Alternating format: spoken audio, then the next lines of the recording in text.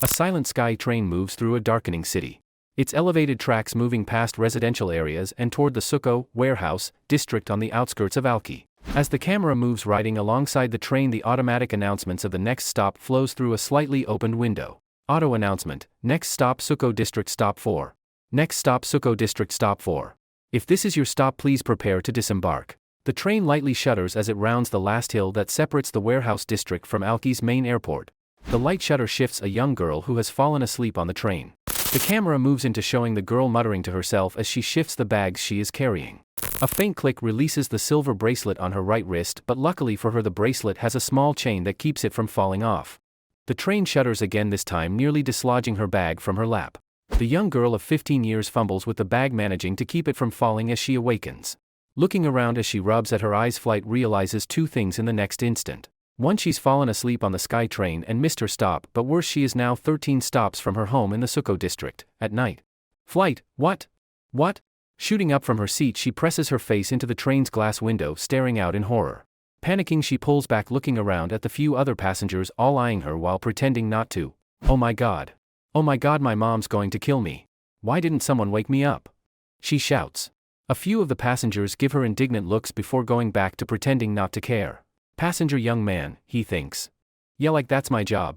Passenger businesswoman, she thinks. If only that was my biggest worry. Damn, SEC always on my butt about something. Flight, catching this looks, Flight goes back to panicking. I knew I shouldn't have stayed late. Now look, I'm miles from home in the Suko district. She shudders, thinking of all the horrible things that could happen to her here, completely missing the warning that the train was stopping. He reaches out to wave and get her attention, but he's scared to touch her as she is muttering something about horrid old lectures. Suddenly the train pulls to a stop. Flight's eyes open dramatically before she starts to fly forward.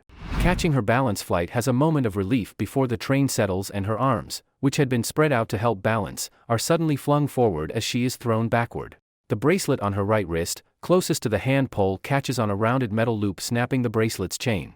Flight falls to the floor with a thud, and instantly the few other passengers are there to help her. As she sits up groaning and rubbing her head, the doors hiss open. Passenger older man: so sorry miss, I tried to warn you. Passenger businesswoman: she should know better than to stand on the train without holding on to a handrail. Now sit still. The woman fusses over her as Flight thinks. Flight, my head and butt are already yelling at me. Thanks very much. As she lowers her head, a flash of silver that should have been on her wrist snatches her attention as it rolls toward the open door, the chain throwing off its direction just enough to sending it curving toward the doors, where a slight gap between the ledge and the landing platform lay. No. Jerking forward, Flight tries to reach the bracelet.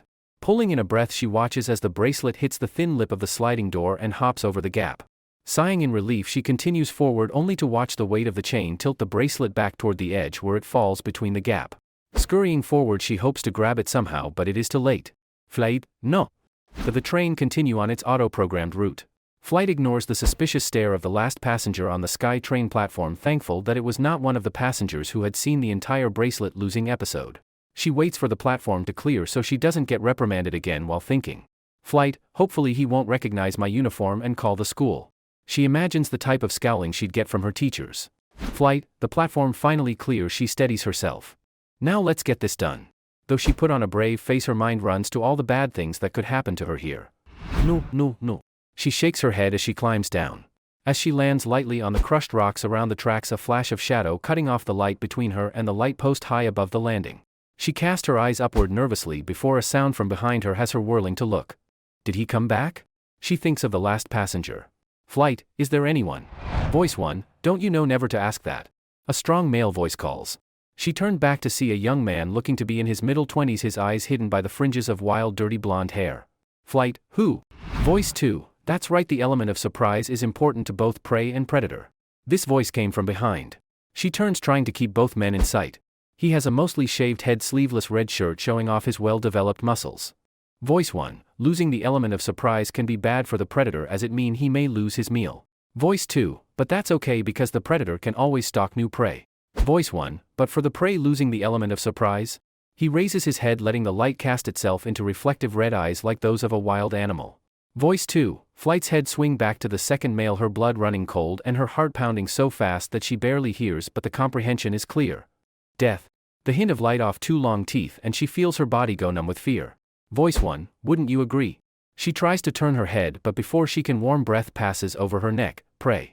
The warm breath thaws her chilling soul, and she reacts instantly to the threat, throwing her body forward to distance herself while clumsily spinning to face the wild hair attacker. The first male chuckled as the second darts after her, his suddenly too long arm reaching for her. Flight gasps, her steps faltering as she steps back into thin air. The second male's long clawed hand wrapped around Flight's left wrist, pulling her toward him before throwing her away with a yelp. The hiss of burning skin filled the air. Voice 1, what happened? Voice 2, shaved head attacker's growling, his face pulled more predominantly into a muzzle as he finishes the change into an anthropomorphic werewolf. Silver, she has a silver bracelet. They both turn, staring down at the fallen body sprawled on her side. She stirs, turning off of her side to look up at the two. Flight, monsters. She mutters, trying to get her glazed over eyes to focus and her head to stop spinning. Voice 1, doesn't matter, just don't touch it again. Voice 2, too bad, Prey, you would need more silver than that. As they advance slowly, the panic more than pain holds her in place. Flight, she thinking. I'm going to die. I'm going to die. Shaking her already pounding head, she screamed. No. Suddenly a blanket of darkness slides in between her and monsters. Flight, did I pass out? Blinking, she confirms that her eyes are open, but something, or rather someone, slid in front of her. Voice 1, who are you? Voice 2, look. He has the same uniform as that puss, Aquavit. The dark mass leans down over her. His face is too blurry to make out, but his uniform strikes a chord in her mind. Flight, Fremont High. She muttered. Voice 1, did you hear me? The monster was behind the boy in an instant, but just as quickly the boy glances over his shoulder as he orders. Boy, be still. The hand that is shooting out to grab him stills, and the wild hair attacker, still in human form, eyes widen in shock. Voice 1, a vampire. Voice 2, brother. Flight, he turns back to her with a reassuring smile on his lips. Sleep.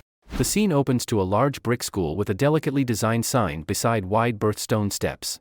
Shouting from a third-story window pulls the frame up and into a busy hallway. Classmate 1, you're lying. Flight cringes as a finger is rudely pointed at her. Classmate 2, Breachon, calm down, maybe she was dreaming and just thought it was real. Flight, she thinks with a pout. Not helping Sarah-chan. Out loud she says. I wasn't dreaming. Besides, how did I get all these bruises if I was just dreaming? She pulls up the side of her school uniform top to show them.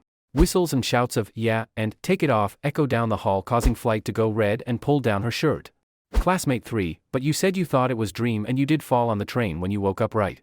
So, Bree, see, I was right. You just dreamed the whole things. Flight, she mutters.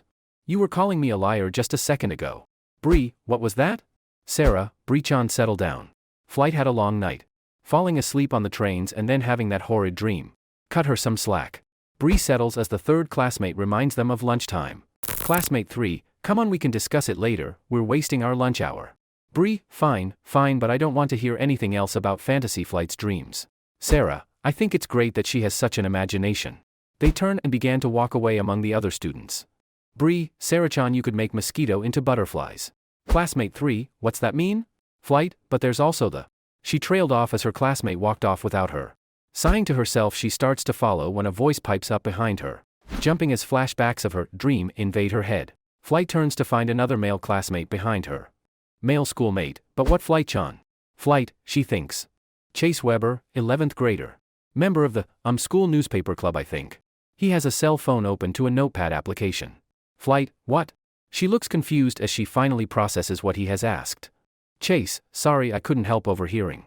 You said you dreamed you were attacked by monsters in the Suko district when you went to retrieve a lost bracelet. You stated that you thought it was dream when you woke up in the train heading home, but now you're having doubts. Flight nods. Show a flashback frame of her waking up with a jolt and falling onto the train's floor as it stopped at her stop. Flight, excited that someone seems interested. That's right. When I stepped off the train I was sure it was a weird dream, but when I got home and saw the bruise and that my bracelet was bent, she thinks, not to mention my mom throwing a fit about how late it was. Chase, bent? I thought you lost it. Flight blinked at him confused before exclaiming, oh, and reaching into her bag to retrieve a slightly bent thin silver bracelet. No. I mean yes. I lost my favorite one. It's thicker than this one and has a chain to hold it on just in case it unclips. Show frame of the two different bracelets. No, this is the one the monster grabbed. See how it is bent slightly. Chase nodded sagely before taking a picture with his phone. Chase, I see, and it wasn't like that before. Flight, she huffs. No, my daddy gave these to me. He sends me one every holiday and on my birthday. I take very good care of them. Chase, I see, that's why you went to back Suko to find it right away. Flight, she nods before her head suddenly shoots up, her eyes wide with hope. You believe me? Chase, he looks thoughtful before nodding. Yes, in fact I'll even do you a favor. Flight tilts her head waiting for him to continue. I'll help you prove it. I'll go back there with you after school and look for some evidence to prove it happened. She looks uncertain, so he continues. And we can of course recover your favor bracelet. Flight, she thinks. I have to. I can't dare speak to my daddy again until I have that bracelet. She speaks. Alright, you have a deal. Chase, he smiles holding out his hand while thinking. No, I have a story. Behind them another boy listens, his back against the wall. Mysterious boy, he mutters, damn. Leaving the wall he raises a cell phone to his ear.